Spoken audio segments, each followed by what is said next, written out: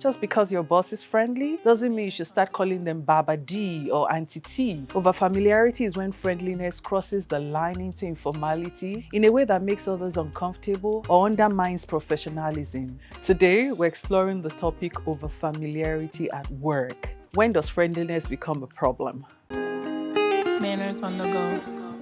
Hello everyone, welcome back to Manners on the Go. This is where we polish the little details that make a big difference in how we're perceived. Today, we're exploring the topic over familiarity at work. When does friendliness become a problem?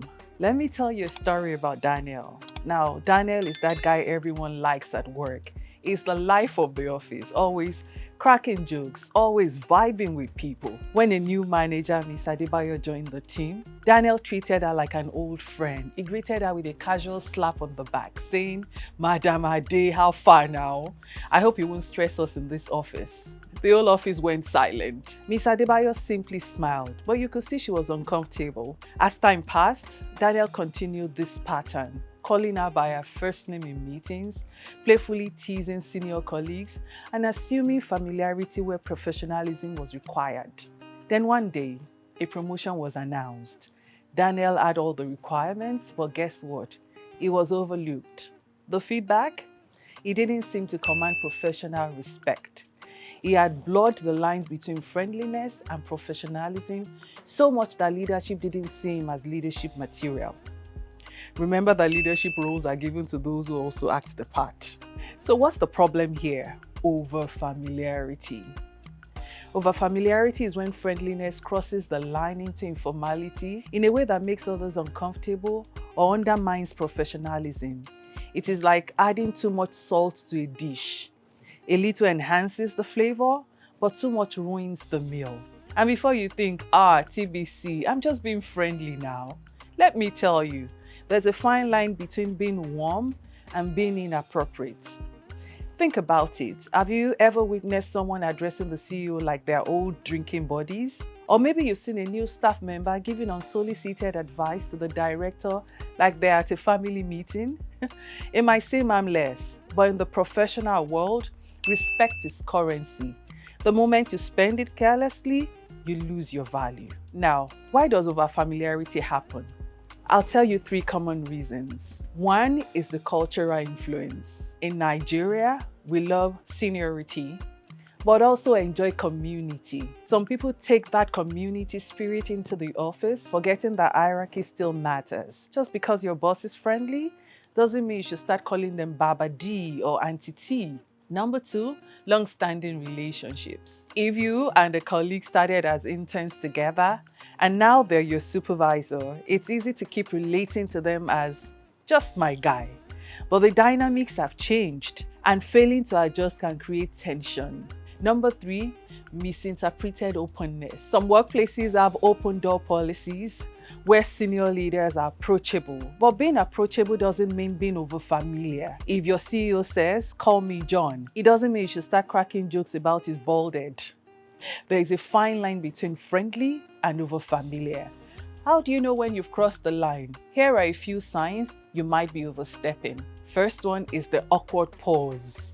If your joke or comment is met with silence or forced laughter, it's a cue you've gone too far. Second one is the sideways glance. If people exchange looks when you speak, it might mean that you've made them uncomfortable.